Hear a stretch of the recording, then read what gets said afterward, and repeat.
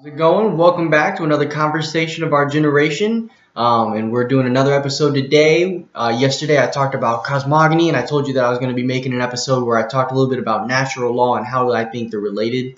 And so that's what we're going to go into today. But first, I just want to say thanks everybody who's been supporting me so far and who's been sharing my stuff a little bit, commenting and giving me feedback. I think it's great. And I really just want to encourage everybody to get in on this and to really join the conversation here and get it going, because I am just so excited about what it is that I'm doing. Not because it's, you know,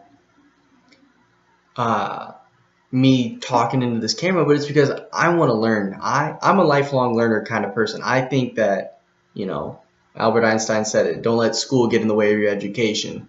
And I think that's so true to what it is, so much of your learning goes on outside the classroom. So much of your learning goes on in, reading what you're really interested in and watching, movies and listening to music that really speaks to you, and understanding your values and your, and who you are through these other things that aren't, a one-size-fits-all education system, basically. And so that's what I want to kind of really get it going here, is that we're discussing and you're teaching me, and maybe I can teach some people some things as well, and maybe we can make this a much better thing we got going on. Get ourselves to what I like to call our capital T truth, and get us closer by dialoguing, by discussing and really hashing out what it is that works and what doesn't, and make this world better for, the next people to come along. Leave behind a healthy dialogue that encourages people to discuss and to learn and to grow, and to not be afraid of being wrong, or not being afraid of being chastised for a belief, because I think that's where, we're going to really make things better. So I want to talk about today natural law and how I think it fits into our current cosmogony and what it means. And so I'm going to start off with the definition that literally is the one that pops up again on when I Google it, and it's: natural law is a philosophy that certain rights or values are inherent by virtue of human nature and universally cognizable through human reason. Historically, natural law refers to the use of reason to analyze both social and personal human nature to deduce binding rules of moral behavior. The law of nature being determined by nature is universal. And so I think that's an important thing, because it's what built our country is natural law. It's what builds our modern understanding of a lot of the what I would like to say, like the liberal arts, were built on natural law for a long time. Economics is built on that. There's a lot of stuff that really is just rooted in this idea that we have, our inalienable rights. We have these, things that are basically just, you are the logical outcome of, natural law is a logical outcome of the framework on which we use to understand the universe. And the framework that natural law comes from and is the Judeo-Christian tradition. And people who dismiss that either don't know the origin, or I think believe falsely that you can come to these same conclusions without a belief in the Judeo-Christian God. I don't think you can come to these otherwise. And I think the root of this is the Genesis story. That's our understanding of what human nature is in Christianity, and that is that it's Adam and Eve. And obviously, I'm a person who believes that it's sort of it's not lowercase t true, like it didn't happen that way necessarily, but the capital T truths that are in it are just essential to us, that we're made in the image and likeness of God, which means that God made us with the ability to understand the universe he put us in and gave us free will to choose how to live our lives. I think that is the truth that you find in there, and that's huge. The fall from the original sin and the fall and all that are much more religious, but I think the philosophical idea that we have the ability to understand and piece together more and more how the universe works, and the ability of us to choose what we do, that we do have free will, stems from the fact that we believe that there is order, right? And that's something that is crucial in this, because if you believe that it's chaotic, then you can't help whatever happens to you, no matter what you do, basically. Or if you believe in determinism, it doesn't matter, because when you were born, all of the other flow of the universe basically pushed you in, and it's just pushing you along, and you have no choice. Every choice that you make is purely a matter of consequence, basically, or of coincidence, sorry. So I think that's wrong, and I think it's just doesn't make sense, honestly. But I digress, and let's go back to the point here, and that is that, so natural law, that's where it's birthed. I mean, that's where, the true philosophical foundings of it are, the truths that come out of the Genesis story. And whether or not they, necessarily believe that that's where it came from, or they deduced it elsewhere, I don't know that for sure, but I just don't think you come to, and the fact that it came out of, Europe during, the Renaissance, and especially, the Renaissance, and was built up over, the 1500 years after Jesus, and came through the Jewish tradition as well, kind of says that, it's based in this understanding of the universe, that Jews and Christians have. So even though we, disagree over the details of a couple of things, like whether or not Jesus was the Son of God, but everything else, I think a lot of the morals and the values that we carry are the same. And so that's kind of where this comes from. And I think that the idea is that if there is order to the universe, then there is ways for us to keep in line with that order better. And so if there is order, basically, the idea is that we can predict somewhat, in some way, because there's obviously rules and laws that we haven't yet discovered, but we can predict how our behaviors will affect, our world. Because, it's like, the way I kind of look at natural law is, if there's laws, then you have a legislative body or person that's writing the laws. So if we have natural law, then there's something that created that law. Obviously, you can't have order, you can't have a design without a designer, you can't have a piece of art without an artist.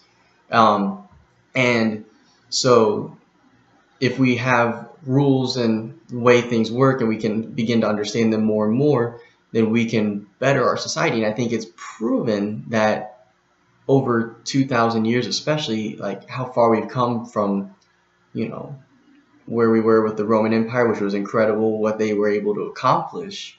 But I think they had a lot of moral misgivings, and the fact that, we've realized over time how to make ourselves fit more in line with the order of the world, how we've began to understand human nature more, how to, mitigate the ability of governments to suppress people, because we understand how human nature is when they're in power. So we put up rules against our governments now instead of against our citizens. Well, we've obviously had a huge backtrack on that over a while, but So things like that that we've come to realize, I think, have proven to be true. You know, that understanding of human nature, understanding of how we fit in, and how our ability to understand things deeper than an instinctual level um, has really allowed us to come up with the best way to do things, or at least better ways, to do things more and more. So, instead of picking berries, we're able to farm a whole field of berries and feed, instead of spending 10 hours a day picking berries and finding food to feed, our 10 family members, we're able to spend 10 hours a day and plow some fields, and we can feed a whole country off 2% of the population. Well, that's pretty freaking cool, So the understanding of natural law in sciences and in economics and in philosophy and like just human nature, I think has really helped us in that regard. So that's one thing that I wanted to talk about. And then I wanted to talk about what it really to me means to have the natural law in our country. And I think the biggest example of our understanding of natural law comes from our Constitution. And so the first part, the articles like 1, 2, and 3, how the branches will be set up, just shows how well we understood what people were going to do. Because, we've seen the slow disassemblement of what those three things were. And from the fact that we had, the legislative body that was partially elected by the people. That was the House of Representatives was originally the only part of our government, of our federal government, that was elected directly. The senators were appointed by state legislatures or elected by state legislatures somehow, but the states themselves did it in order to have people representing state interests, because the whole state has a different interest than the biggest city. Illinois as a state, the 99% of land mass of it probably has a different opinion on things than Chicago. So there's things like that.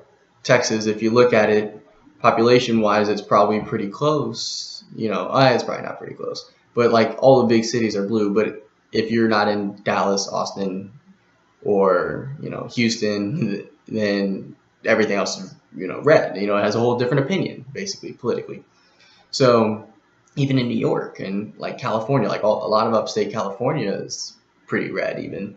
So those are the kind of things that I think that they understood really well in the legislative body, is that all parties need to be battling each other, right? And then you have the president should be very limited in power because he's a single person and he's separate, and so he's able to work with Congress and try to push things maybe, or and into legislation, I guess. But his job is not to do that. His job is to execute the laws. His job is that when Congress says this is what we're going to do, we're going to go to war. It's his job to make sure we go out and win the war. That's what it is. That's his job, is to execute those laws. When Congress says we're going to write a treaty, which now apparently is not their job anymore, I guess, with recent treaties that we've made. But when Congress says we're going to make a treaty, on behalf of our country, because all the people in our country say, then the president goes and he executes the treaty. He talks, he says, okay, cool. And he makes sure that the things that we do fall in line with that. Then you have the judicial branch, which is just there to interpret laws that are written the way they were written and apply them. So it's not I shouldn't say interpret. Their job is not to interpret laws. Their job is to apply the law, right? So there's a law in the books, and we have this situation. And so does this situation call for this law, or how does this law tell us to deal with this situation, right? That's what they're supposed to say. They're not supposed to say, well, if you really read this, then there's this whole right that's not even stated there that says that, we should all have free this. That's not there's nothing in the Constitution that says stuff should be free. That's a pretty big leap if they're interpreting that. But if you say, a wagon, they have a law in the books that says something about how wagons should be, going through the streets. And now you have a car. Well, you can kind of apply a wagon's laws to a car somewhat. If you can't block an intersection with a wagon, then you can't block the intersection with a car either, right? I mean, that makes sense. So that's where it comes. That's where their job is.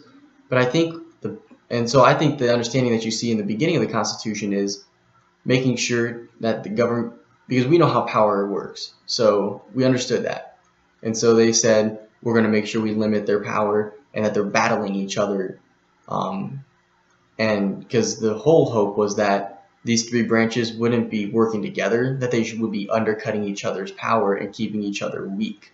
Really, that's what the hope was, I think. It's not that they trump each other and make themselves more powerful over the other. It's that the avenues, if you really follow the Constitution, the only way to assert your power is not to grow it, it's to lessen the other branch's power, really. And we've undone a lot of the things that protect us, by making senators elected directly.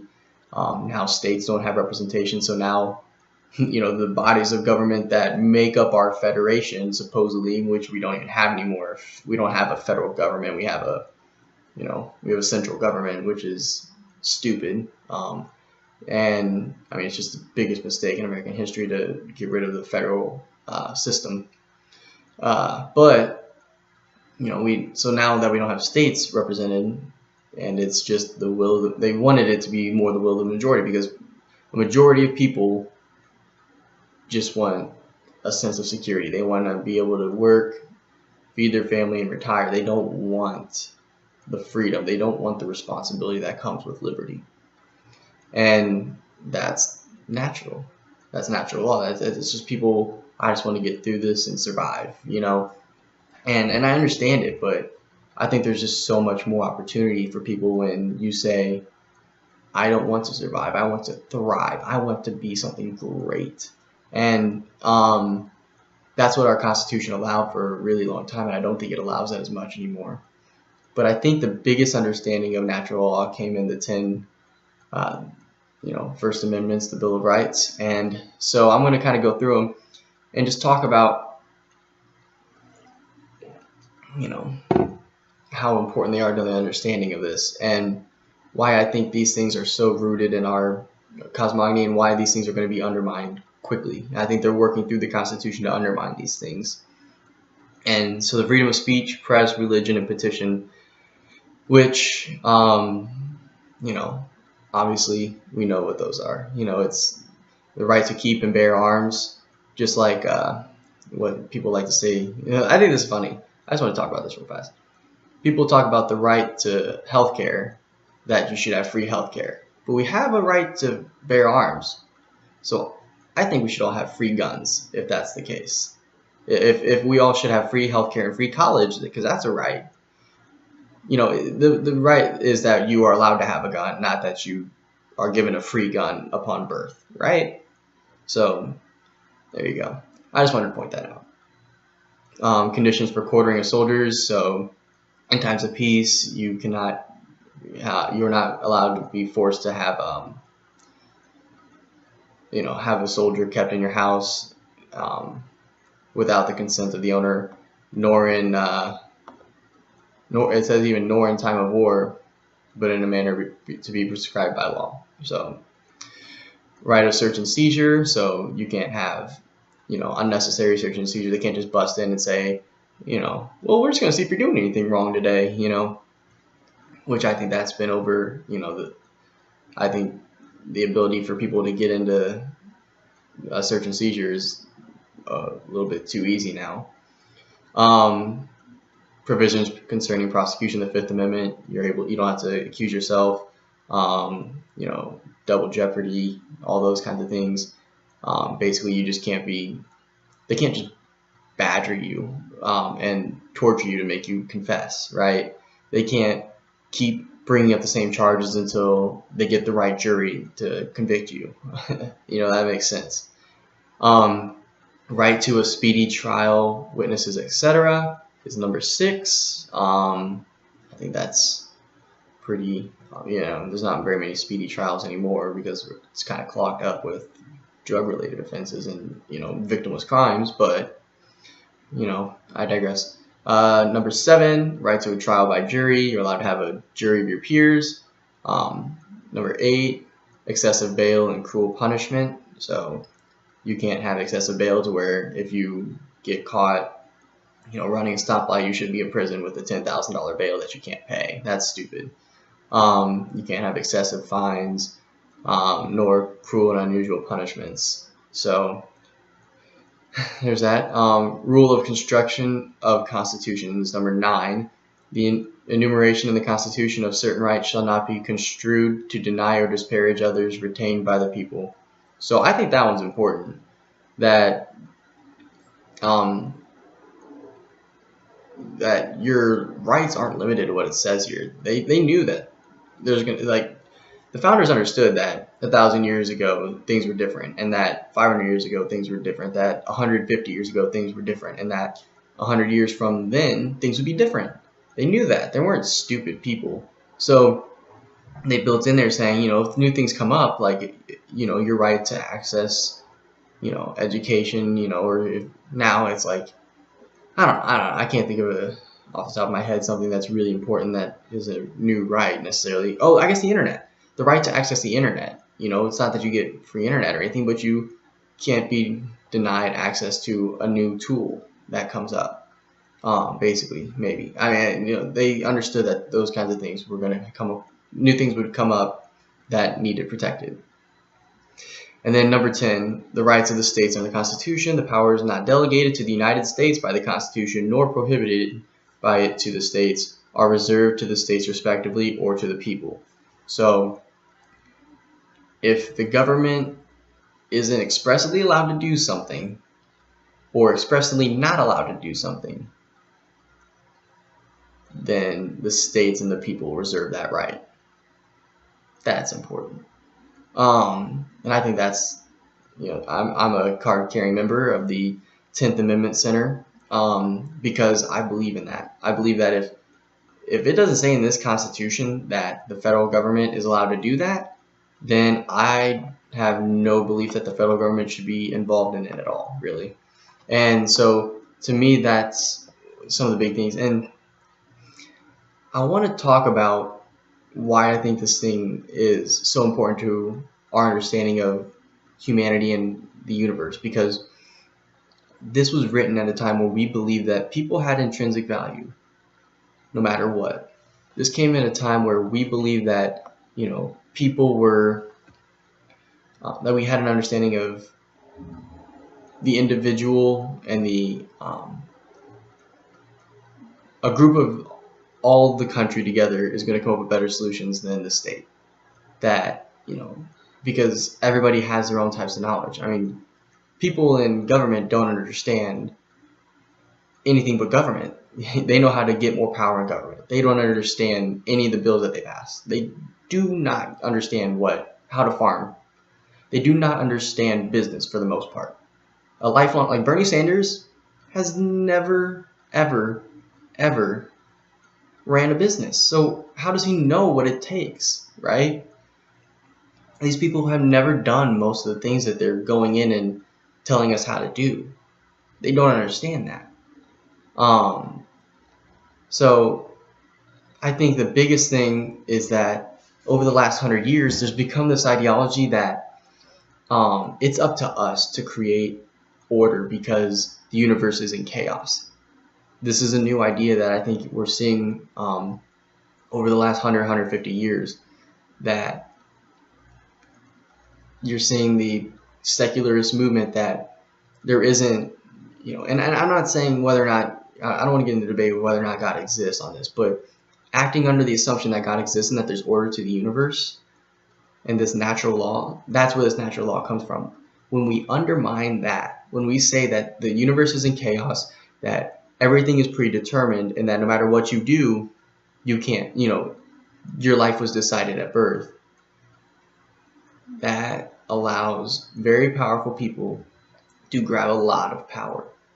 And that's what we've seen over the last 100 years in America, especially since the progressive movement's become a big thing, is that they're saying they've been building this case for a long time, and now it's coming to fruition. And we're seeing that the assumption that they came from is false. The assumption that there is no order is false, because they've been acting against the natural law for 100 years. And that's why we've seen a decline in our capabilities as a country. And that's why we've seen a decline in the ability of individuals to thrive, especially the people who buy into it the most. The people who buy into the progressive movement the most undermine their abilities and their possibilities more. And I think we're seeing it for what it is now. I think we're seeing the product of this, because here's the thing is, if the universe is chaotic and all we can do is build a state, because if the universe is chaotic, then we have no ability to, all we can do basically is, if there's chaos, all you can do is attempt to get through it. If we're just a material person, we're not a human being, we don't have a mind that can grasp this vast universe piece by piece. If we aren't that, if we're just a bunch of cells with impulses, then yeah, the progressive movement's right, but we aren't. That's why depression medications don't work all the time, because we're not a bunch of cells, we're not a bunch of chemicals in our brain, we're a mind, we're a soul, we have those things, and they're ingrained in our body. That's why when you're stressed, your whole, about something that when you're going to try to ask a girl out, your heart starts pounding. When you remember, when veterans remember what the war was, that's what causes those things. It's not that their chemicals got imbalanced by shooting people. No, there's something human about them that says that they have to live with something, a sort of guilt or a sort of trauma, right? That's where it comes from. Your humanity is expressed through your material self. It's not a, it's not that this is, a body with a bunch of synapses firing and making things happen. No, there's something inside us. There's something that's a part of us, I should say, that drives us, that is human. And when we lose that, we lose everything that we've built for thousands of years of humanity. Thousands and thousands, all of humanity, we've believed that there's something different within us. And as soon as we take that away, the only people who are hurt are the people who, first of all, believe that. And then second of all, the only people who are hurt by this, or the people who are hurt most by this, are the people who don't take advantage of that. Because it's the best way to undermine us. It's the best way to say that you can't do anything because it's predetermined. You can't help yourself. You see, these 10 rights in the Bill of Rights, those are there because we have value, because we are human beings that have something in us that is worthwhile, right? We are all created equal, endowed by our Creator with certain inalienable rights. But as soon as we don't have a Creator, we are not endowed with inalienable rights.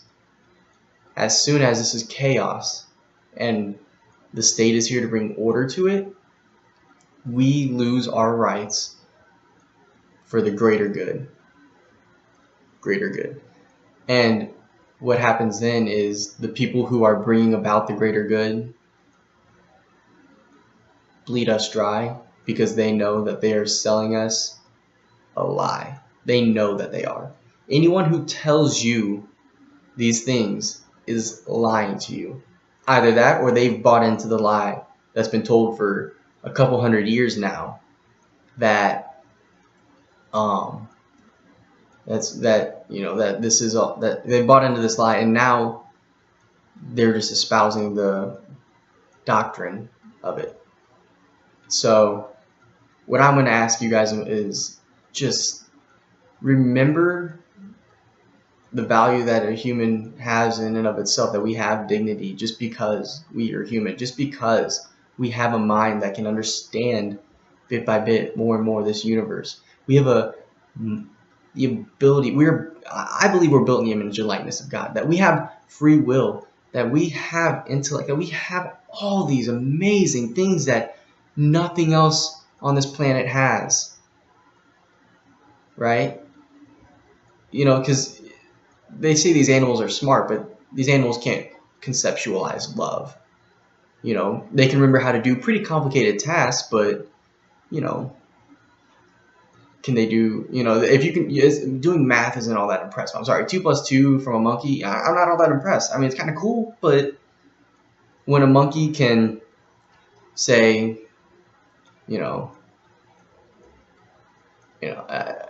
can come up with the argument for natural law, or for, can describe its understanding what the universe is, okay, I'll be impressed. But until then, they are not near the level of a kindergartner. So don't forget that. That's all I ask in this video, is remember what these things come from, and understand that when people undermine free will and what it means to be human, they undermine everything that humanity has created. So don't let that happen. Thanks, guys. Have a good one. And I just want to say, join me on the conversation of our generation. Like, share these videos, and get them out there. And let's get people dialoguing on these things and these ideas. And because I think they're important, I think that they're vital to the existence and the propagation of our society. So have a good one, and I'll see you next time.